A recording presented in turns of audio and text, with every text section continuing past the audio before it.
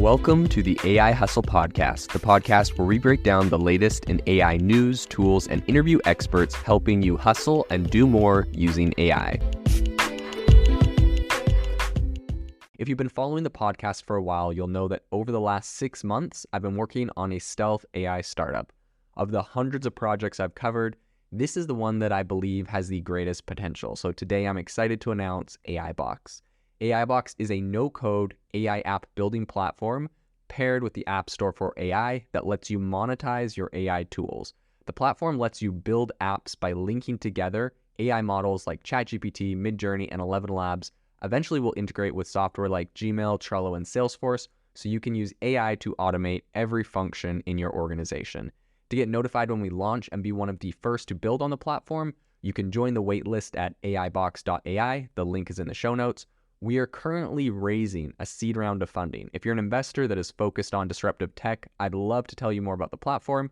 You can reach out to me at jaden@aibox.ai. I'll leave that email in the show notes. Recently, there has been a lot of controversy around AI-generated fake images. And of course, Midjourney is the number one place that gets the most flack for this, as they are the best AI image generating platform. In fact, I almost wonder if this is some sort of secret plan by OpenAI to make their DALL-E 2 image generator suck so bad that no one ever complains that people are going to think that they're deepfakes because the hands on them are messed up and the faces are messed up.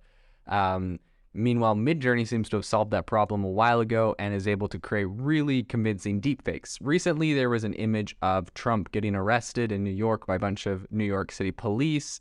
That went pretty viral. There's another viral image of the Pope in this white puffer jacket that went pretty viral. And after that, a lot of people were calling, it was kind of like the first time, if you hadn't been in the AI space, that you saw, what was considered deep fakes. And they're like, oh my gosh, people are making deep fakes of the Pope. And all of a sudden, there's all these people saying that it was a danger to society and whatnot. And of course, there are definitely risks involved with all of that. But I mean, I would say that it was pretty harmless, what was circulating at the time. And if not, political commentary, kind of funny, different things. In any case, because of that, of course, Midjourney decided to take steps. A lot of things shifted. But today I wanted to talk about an announcement from Google and how they plan on fighting back against AI-generated images and what they're planning on doing, because they have a pretty interesting pathway forward on this. And the one other thing I did want to mention as far as Midjourney goes, after those Midjourney images came out, Midjourney actually decided to end their free tier of AI image generators, and they said that this was going to cut out a lot of deepfakes, yada yada. And of course, it doesn't really, so pretty much their cheapest tier is like $8 a month, and it doesn't really cut out people creating deepfakes, because obviously people can still create deepfakes, except on Midjourney, you can't create any images of Xi Jinping because that guy got a little special treatment. But other than that, I digress.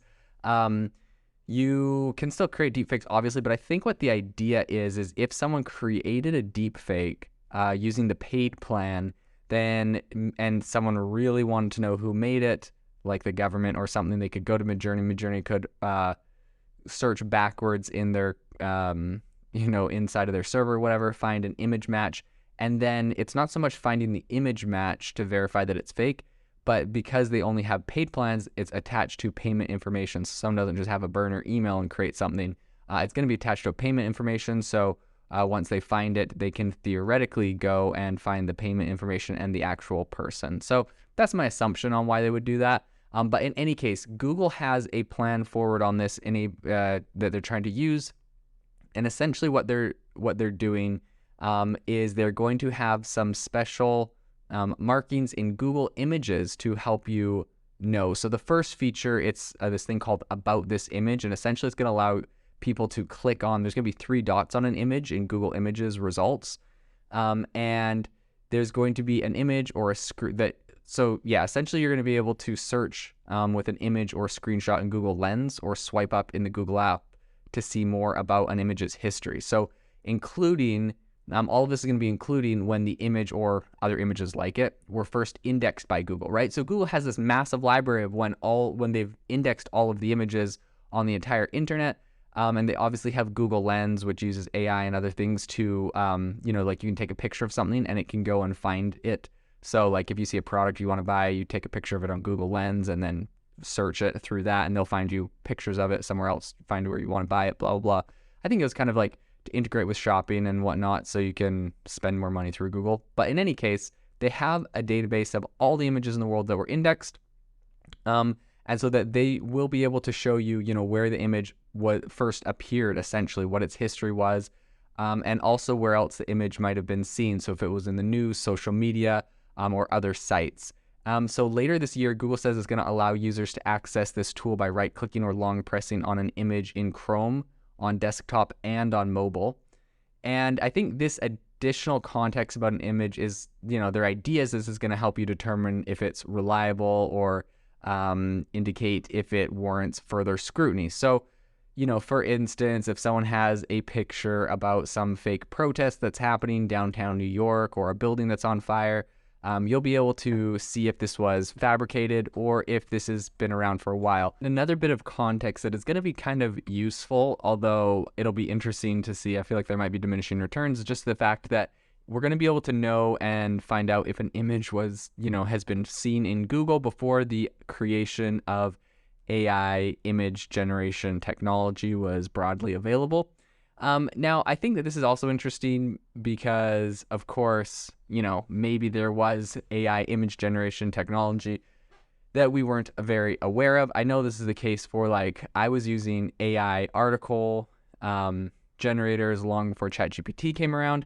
And also, I believe 4 or 5 years ago, I was using AI music generators. And I think that this is relevant and interesting just for the fact that recently Spotify did a thing where they went and deleted a whole bunch of AI-generated music off of their platform. But I uploaded stuff back in 2019, long before, I guess, you would have said it was more prevalent. And it was more of a fun thing I did with friends in college. But that music is still up. So I think when stuff happened a long time ago or a longer time ago, it's a little bit harder for it to be detected. And, a lot of this image tech, it's possible that some people could have had stuff and created things and been posted. So, whatever. Take that for what it is.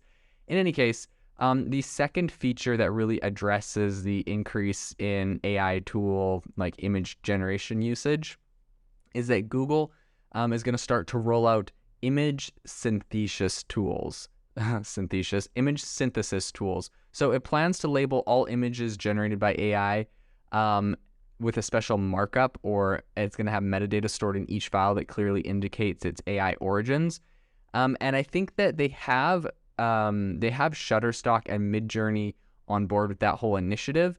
And so both of them are going to be embedding metadata into their AI generated images that Google image search is going to be able to read and show to people within the actual search results themselves. So I think that this whole plan and this whole initiative is not going to be perfect, since obviously metadata can be removed or completely altered later on. But I do believe that it's going to be, I think this is going to be a step in the right direction. This is probably going to keep it from getting too prevalent and too crazy. And as more images become AI generated and AI augmented over time, I think we're going to find the line between real and fake is going to start to blur. I mean, just think about all of these images, all of these AI images that everyone's using to generate avatars of themselves as AI. I mean, and also just the fact that, all of the people that screenshot themselves with Snapchat filters and whatnot, those are AI generated images as well. So it's going to be interesting. We obviously have had this technology in our society for a while, but it will be interesting to see what happens as it becomes more powerful and more rampant in the future.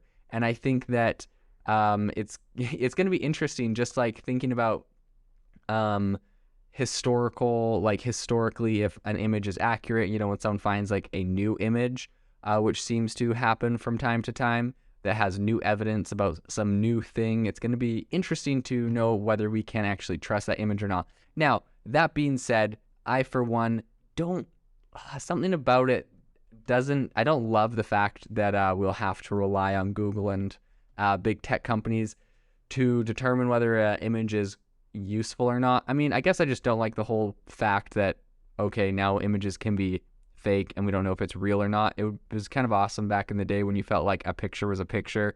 It's going to be interesting, I think, with crime and with evidence and with all sorts of things. It's going to be incredibly easy to fake, deep fakes of someone could create a video of someone doing something bad and use that as evidence against them in a crime. For images and videos, I do think it's important that we get to the bottom of, what is actually real and what is not, as it's going to play a big role and it's going to have some big consequences in the future. Like, can you imagine someone getting, like a life sentence for something because of evidence in an image or video, and the jury like not knowing if they can trust that it was legitimate or not? Like, just seems like a crazy situation, but it is what it is. And I think that Google taking steps to try to identify this content is a step in the right direction. And hopefully we'll have more powerful tools. One can only assume they'll train AIs that you'll be able to feed an image in, and it will be able to, with pretty strong accuracy, predict if the image was AI generated or not. And I think that that'll be super possible because there is a certain point, like let's just say we go back 10 years and you're like, okay, definitely, probably nothing was AI generated in this entire data set. This is real. And then you could just use a data set of pure AI images and contrast the two of them. So I think it will be a cat and mouse game though, because AI generating tools will get better and better, and we'll have to continue to find ways to detect them into the future. And I think it will be even harder and crazier when this turns into video, because inevitably images become video, and that is the direction that it's going. So we'll keep you up to date on what happens in this space, but definitely big moves, and it is a crazy and rapidly evolving area. If you are looking for an innovative and creative community of people using ChatGPT, you need to join our ChatGPT creators community. I'll drop a link in the description to this podcast. We'd love to see you there, where we share tips and tricks of what is working in ChatGPT. It's a lot easier than a podcast, as you can see screenshots, you can share and comment on things that are currently working. So if this sounds interesting to you, check out the link in the comment. We'd love to have you in the community.